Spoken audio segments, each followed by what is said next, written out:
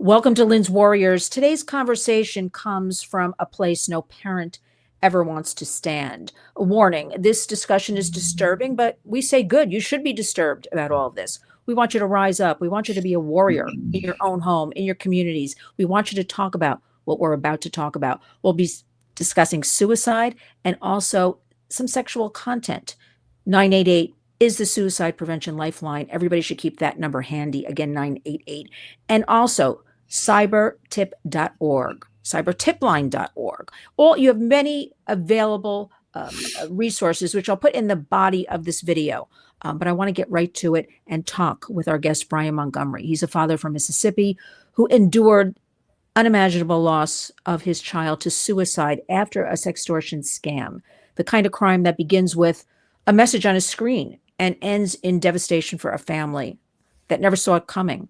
Brian is defined in my book by courage. Instead of retreating into silence, after the worst tragedy a parent can face, Brian chose to speak. He's using his grief to warn other families about sextortion, to support young victims who feel trapped, perhaps, and to help law enforcement bring online predators to justice. Brian is a dedicated father. He is a warrior, and I put that in capital letters. His mission now is to make sure other parents understand the dangers that can hide behind a phone, a message request, or a social media account. This conversation is about truth, prevention, and always hope. Because of sharing Brian's story, that he's so brave to come on the Warriors and warn everybody about his son Walker. If it can save even one child, help one family from experiencing the same loss, then his son Walker, his life continues to make a tremendous difference. So Brian, thank you for being here, taking the time, and for the strength it takes to tell your family's story. I say God bless you, Brian, and your family, and let's jump right in. You know, it's your story, Brian, to tell. So I want to start with, tell us about your son, whatever you want to start with. Well, we're absolutely honored you to have us on. We appreciate you talking about this because so many people won't talk about it, and that's partly why I think that so many families are in the same situation that our family's in. Unfortunately, is these topics are hard. They're hard to talk about, and I would say that to talk about Walker a little bit. It's Walker was, man, he was just such a great kid. I mean, he was funny. Adults loved him. He had a great friend group. Walker was respectful of his adults. I mean, people around him. Walker had a work ethic like you couldn't imagine. Wow. He was our oldest son. We have 4 kids, 2 boys and 2 girls. Caroline is our oldest daughter. Walker was our oldest son. Bennett was his younger brother. And then Sarah is our youngest daughter. And Courtney and I were married, and I explain it. We had a fairy tale life. I mean, we were successful in business, come from very, I would say just very humble beginnings as a husband and wife. Our parents, we didn't come from anything special except for hard workers and people that loved one another. And, we were married and just literally had a fairy tale life. I mean, we did well in our careers, and we did well, in our families. And next thing you know, we had 4 kids, and things were just great. Had no really. I mean, I'm not going to say we didn't have problems in life, but it was things that normal people deal with, right? And we were raising kids, and felt like we were making all the decisions we could to keep them safe. Kept them out of places that were known to be dangerous, and little did we know that the dangers, things that we need to be most concerned about were walking around in our kids' pocket, and so that was kind of our background, and to go back to Walker. I mean, he just, anything he put his mind to, he did, and he did a great job at it. He was a great student, great athlete. Our family lives on a farm. He loved the farming aspect. We farm some. He loved farm equipment, heavy equipment operating. He loved all that. And just when I tell people that, if you looked at a kid that would have been the least likely that you would have ever, if you was going to bet your money on a kid that that would end up in this kind of position where he would ever come into contact with something that would make him consider taking his own life, Walker would have been the last in that line. And that's not me saying that because he's my son. It's the truth. And anybody that knew him, knew that about him. Brian, thank you for sharing that. I want parents, warriors listening, to understand what is sextortion, because Brian, they still don't really understand it, what it actually is.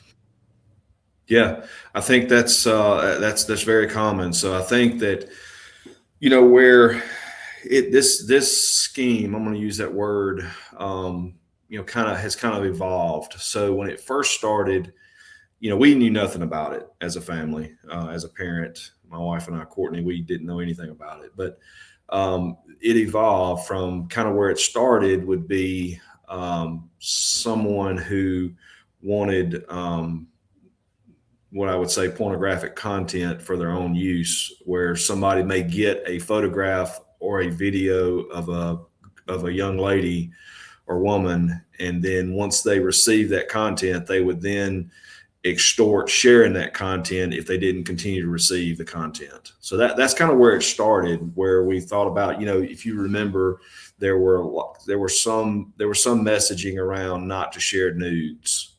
It's probably, I would say 5 or 6 years ago, 10 years ago, because you would see a boyfriend that would say, okay, I've got this, and we break up, and now I'm going to extort you over that. If you don't continue to send me nude photos or videos or continue to do sexual acts, then I'm going to share this content with your friends and family. That's kind of where it started. What it evolved to are professional scammers that realized that they had another market that would pay to prevent that content from being shared. And so what it evolved to is these guys, especially overseas, Nigeria, the Ivory Coast, that area, those areas of Africa were kind of hotbeds for it. Not to say it doesn't happen domestically, it does. But those areas, those guys figured out that they were much more likely to trap a young teenage boy, because number one, teenage boys take risk. They'll do things spontaneously and not understand the ramifications of what they're doing. They're dumb teenagers. That's just what they are. They're also extremely sexually driven, and they're also preconditioned by pornography. So we know those things. And once those guys figured out that if they pretended to be a young girl that wanted to exchange videos or pictures, that teenage boys would be likely to do that.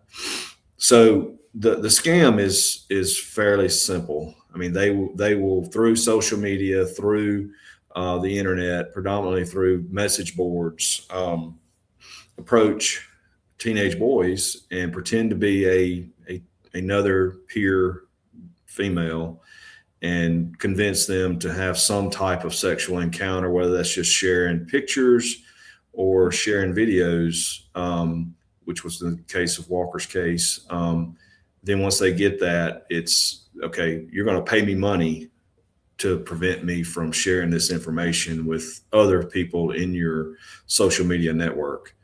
And so that's kind of the scam is the goal is to obtain some financial benefit to prevent them from sending that content to people they know.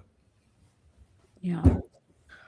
So Brian, when you look back now, you said earlier, you didn't really see any kind of warning signs, right? Walker was happy, the family's happy, everybody's working, everybody's going to school. You didn't see any changes in behavior or anything. Can you look back? Any kind of sign? Yeah. So no. And that was what was so in the very beginning, that was what was so confusing. So, we knew Walker. I mean, he and I and his mom and his brothers and sisters, we're a really close family. We spent a lot of time together, whether it's working on our farm or in the outdoors, hunting and fishing, different things. And so on December the 1st, 2022, when we woke up to find our son had committed suicide, we were lost. I mean, we were completely in the dark, had no idea why Walker would have done this. There was nothing. And you know, once we learned the details of what happened to Walker, I hate to say it made sense, but it made sense. The reason there were no warning signs because there was nothing there. Walker went to bed on the night of November the 30th, healthy. I mean, mentally, physically, psychologically, Walker was as normal as me and you right now. And it's hard to understand how quickly this can happen. And that's the scary thing about it is when Walker went to bed that night, we had supper as a family. My wife, Courtney, prayed with the kids before bed, put them to bed, assumed that we were going to wake up the next morning just like we had every morning before that. When Walker was contacted at midnight that night, we know this just because of the FBI's, work they did on Walker's telephone. When Walker went to bed that night, I mean, literally earlier that night, Walker had been exchanging Bible verses with friends. I mean, the conversations before that were normal teenage conversations. And at midnight, Walker was contacted, by someone he thought was just a peer female from another school, pretended to know people that he knew, convinced him to enter into this sexual activity in which he didn't know, but he was being videoed from another device on the other side of the screen. And once that was over, they immediately started trying to extort $1,000 out of Walker to prevent them from sending the video. What then happened was, over the next 2 or 3 hours, they eventually were showing Walker screenshots of where they were sending those videos to people in his list. They finally got to Walker's mom in that transaction and showed Walker the message out of Instagram's messaging portal where they were sending the video to Walker's mom. The reality was they hadn't sent anything, but Walker didn't know that. They thought those videos were gone.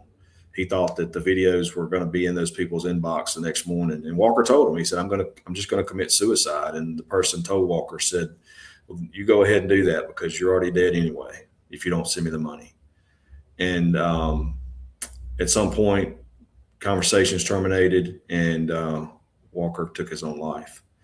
And so back to your original question, there were no signs because there weren't any signs. There was nothing to see. Walker went to bed normal that night. I know that's so hard for people to understand how you cannot have some, people think about suicide as, there are people that have some trend to get to a place to where they become suicidal.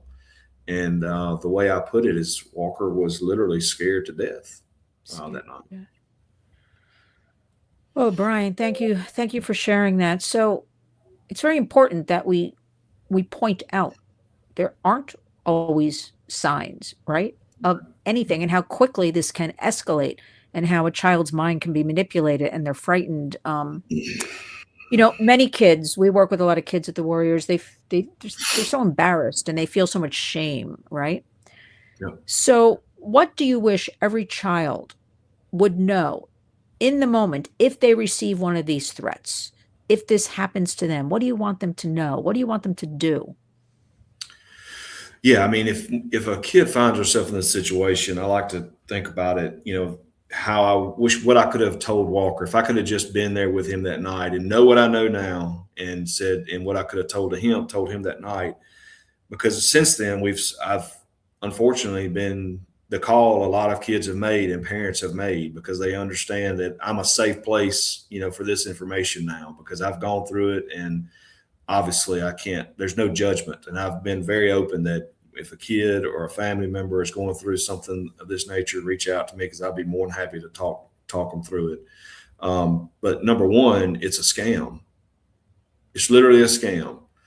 95% of the time or more, the minute you stop communicating, the minute you block access, it's over. Yes. These people are not in the business of sending this information out because it makes it more difficult, more likely for them to get caught, and it makes it more difficult for them to go to the next person. If they're spending time creating difficulty for you, that's less time they're going to be spending trying to coerce the next victim.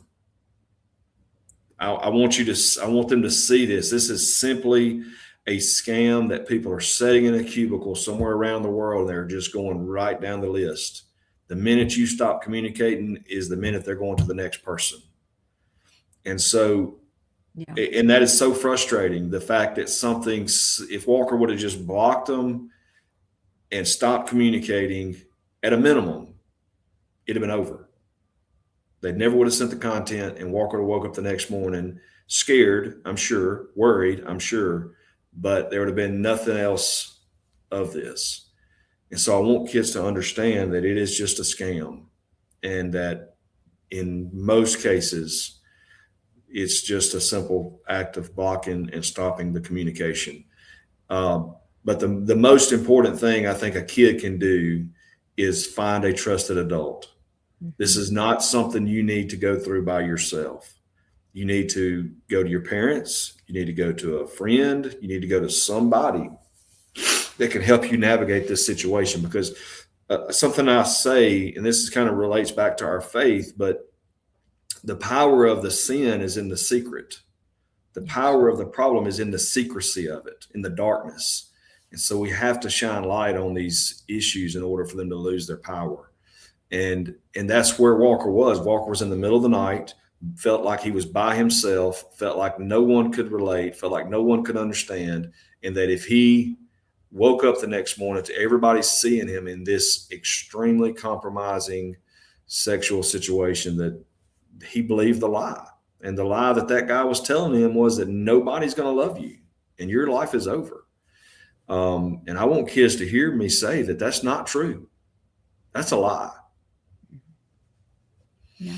Amen. Because that's what we say, that they're in the business of on to the next. If they can't get anything out of you, you block them, you tell a trusted adult, you don't answer them, because they're on to the next. Brian, we even know there are warehouses actually of trafficked people chained to tables. This is what they are trafficked to do.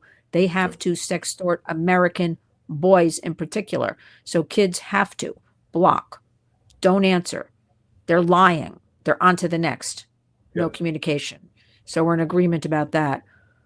Brian, I'm trying to be very delicate. How do you speak about this all the time? Because I was thinking about this a lot lately, like over and over again. We have to keep raising awareness. We have to keep talking about it. But you as a parent, your other kids, your wife, like, what drives you to keep speaking about it? I guess I would say that it's our faith that drives us. There's it's hard to understand sometimes God's plan for our lives and what He intends for us to do, and kind of where He lays out the road for us to make the impact. And so when it gets hard, I just think, you know what? I'm not in control. Obviously, I had done everything humanly possible that I thought was the right thing to do to raise Walker. I did everything financially I thought I could do. I did everything as a parent I thought I could do. Not perfect by any stretch. But in the end, I still found myself in this situation. And I got to believe there's a purpose for that. And in my mind, if I don't do what I'm doing, then I believe there is an enemy. I believe there's an evil in this world. And if I don't do this, they win. The person that did this to Walker, if I don't do this, they win. And that's not acceptable. That's not an option. Yeah, that's why you're a warrior as well. We need to keep speaking up and out. Parents, as tough as it is to warn, listening to your story, there were no signs, nothing. How quickly these scam artists, these predators, these criminals manipulate kids' minds. What do you think schools could be doing better to educate? What do you think communities should be doing differently to educate about sextortion? Because I find it, Brian, I've had parents say to me, "Oh, we don't want to talk about that because it opens up a can of worms." And I'm like, the can's open because the kids are on devices. They're seeing and hearing things, and even if you're doing everything right at home, they have friends who show them things. What should we do right now in 2026? Schools and communities, I'm like, we should have billboards all over the country, something to get this word, because I'm in the middle of New York City. And when people say to me, I don't understand, Lynn, what is sextortion? I never heard of it. I find it unacceptable. What do you think right now we should be doing more of or better at with all of this? Yeah, I mean, their overall message is education. We have I go back to all of the major shifts in our culture. We created, educational campaigns around telling people about the dangers. We go back to the commercials, in the 80s about drug abuse. You go back into the 80s and 90s, and you saw drinking and driving ad campaigns. You saw ad campaigns about premarital sex and pregnancy, teen pregnancy. You could go back to all kinds of everything. Culturally, our society has crossed those bridges. We've created campaigns around education. This and sextortion, we know, is one of many harmful effects of technology, social media, and just bad people. But it is one that is so quickly change the trajectory of a family's life that we must educate on it. And so, we in early on, the Mississippi Bureau of Investigation created a video of me telling our story. Very professionally, well done video. That video, has been shown to law enforcement, but has it been shown to all of our public school system, private school system? No, it's just what you said. They want to run from this kind of information because it feels a little weird. Anytime we start talking about sexual activities and these types of things, people don't want to talk about it. It's uncomfortable. But our kids depend on it. They're going down a road, and like I said, sextortion is just one of those. They're going down a road with technology that we know, and I know because of my involvement now, all the different ways that a kid can find his way to be lost in so many different ways. And so if we're not educating on this, I mean, we're really doing our kids a disservice. And so we've got to create opportunities for schools and churches and athletics and every aspect we intersect with youth. We've got to be talking about it. Yeah, Brian, I always say, wherever the kids are, so are the predators, right? Right. What do you want to weigh in at all about social media platforms right now? Do you have anything to say about them? There's a lot going on. We've got a groundbreaking trial right now, week 5, out in LA, product liability, knowing they're putting out a harmful product. This is all because of, social media, kids online, upwards of 9 hours a day. And yet so far, there's no real accountability from them at all with all of this. What do you have to say? Yeah, I think it's just going back to, kind of what I was talking about a while ago with these ad campaigns back early on in our in our culture for bad things, things that can disrupt kids. That's kind of that's all on the awareness side, right? And that's where today we're spending a lot of time individually for our family, where I can have conversations like this with you guys. That's the awareness side. Well, awareness is great, but the other side of it is that we've got an industry with tech, social media companies. I say they've got, it is the Wild West in those industries right now. They have got the best of both worlds. When we think about products in the United States, of how we can be, relatively assured that those products are safe, it's a couple of ways that kind of keep those companies in check. One is regulation. So if we release a drug, if there is a treatment for a disease, it has to pass some type of rigorous testing to be proven safe. So that's the regulatory side of it. The other side of that is that those companies, if it's not safe, and if they did skip steps, and if they did release products that were not properly vetted, then they stand to be liable legally, financially. Well, we've got an industry with tech that is not regulated on one hand and is under the protection of Section 230 legally from a being able to be sued perspective. And so you've got this industry that can do anything they want to do, release any kind of product they want to release, can addict kids in any way they feel free, as long as it passes the public relations test, and as long as they can continue to fund legislators to prevent this activity from being regulated. So we're in a very unique situation. We're talking about an industry here that is more powerful than any industry we've seen, and they transact data.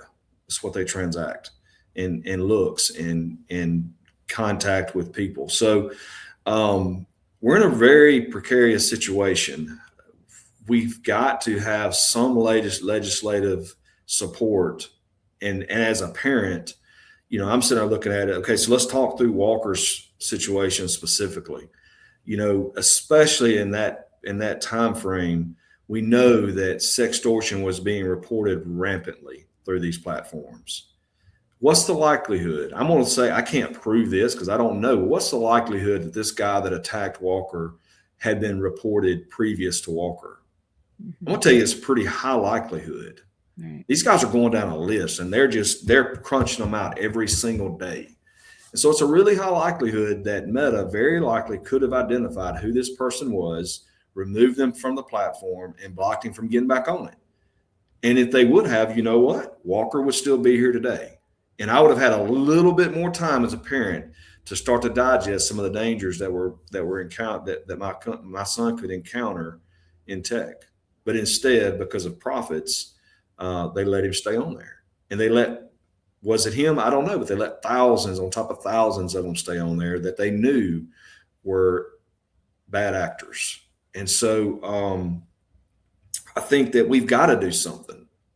And as a society, when we start talking about what schools can do, what parents can do, what churches can do, all those things are very important.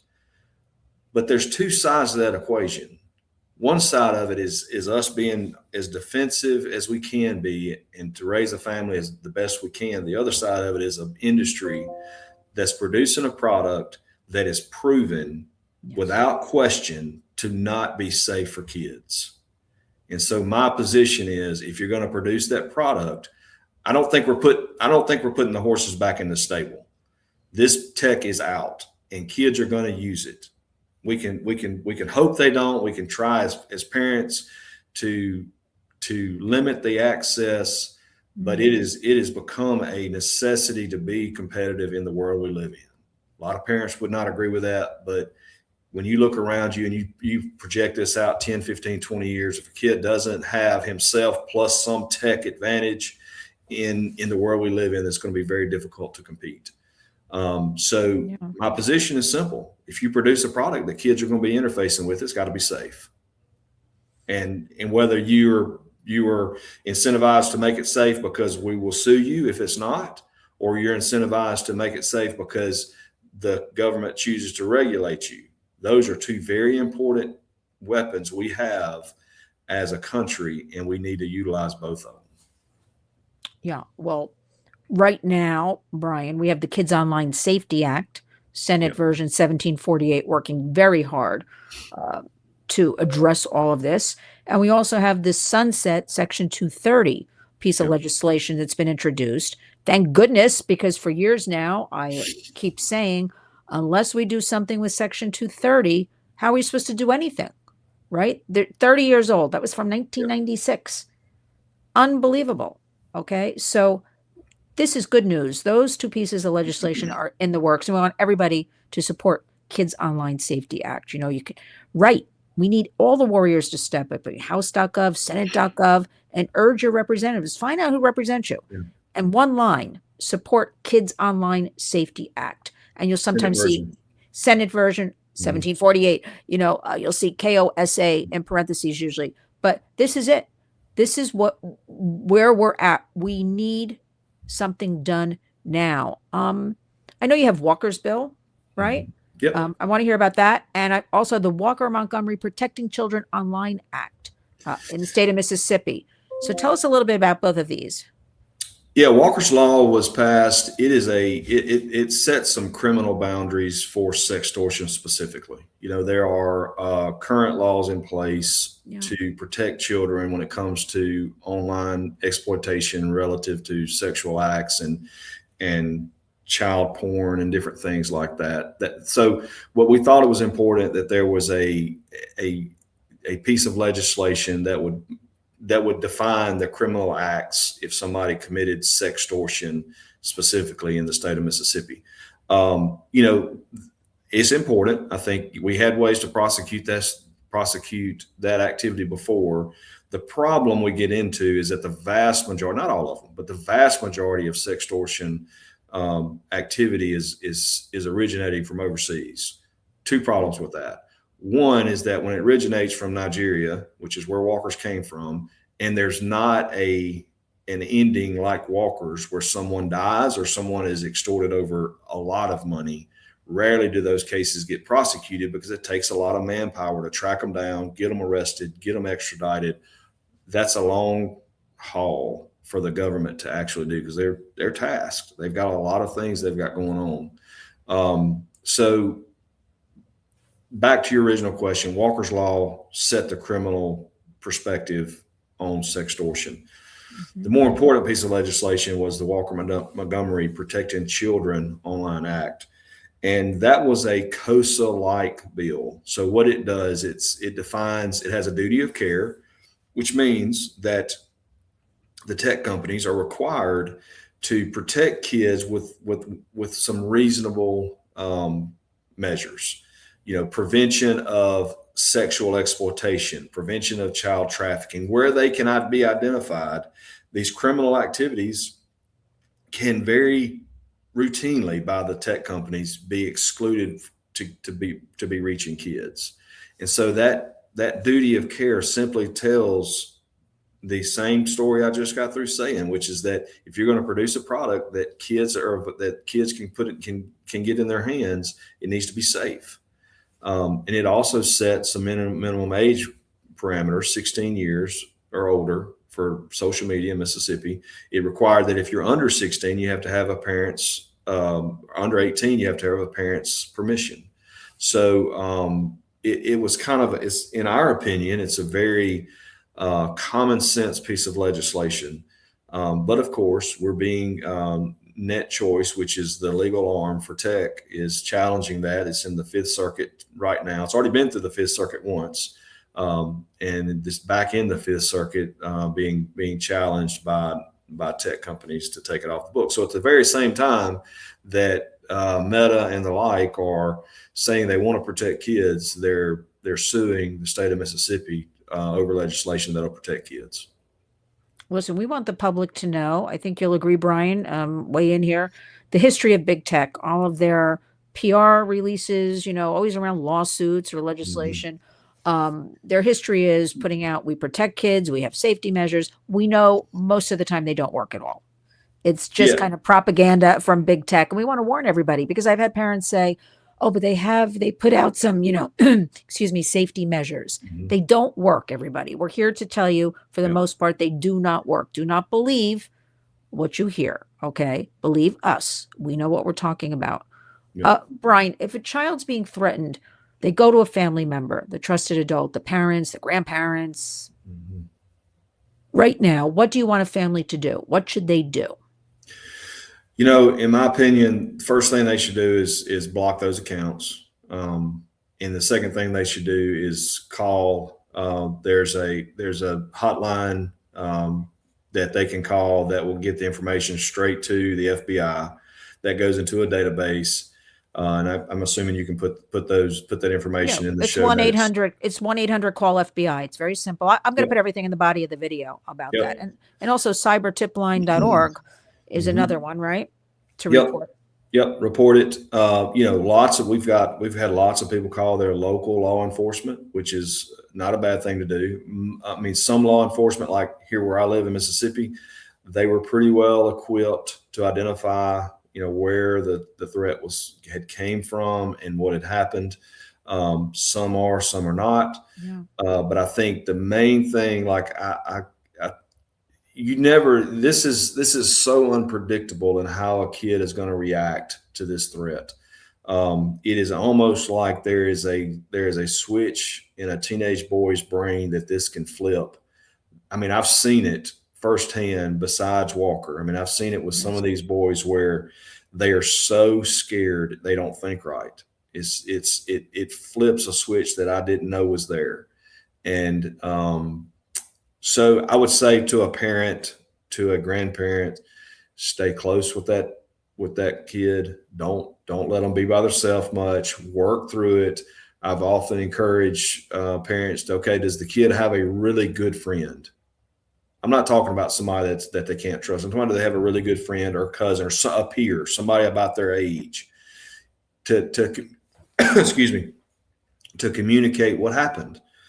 Because back to my original point, whenever this thing is this big secret, that's the fear that a kid has. He's so afraid that this is going to get out into the public, and that the girl he likes or the boys that he's friends with at school are going to find out. And when they find out, they're going to, turn on him. And so I would say that those are all things that I think are good things to do. But the main thing is you've got to make sure that young person is not left by themselves for any period of time, and make sure that we get him to a point where he's comfortable and not, feeling that stress and pressure. Yeah. And we just have to, I'm a broken record, Brian. We have to talk about sextortion, before it happens. We have to educate. This is what it is. This is what it looks like. This is what you do with 988 or 1-800, call FBI, and cybertipline.org. Everybody should keep all of that handy in their homes. Have it so they have a game plan if caught in the moment and being scared and overwhelmed and they don't know what to do. Keep and as a parent, don't overreact. Don't overreact. Well, that's another thing.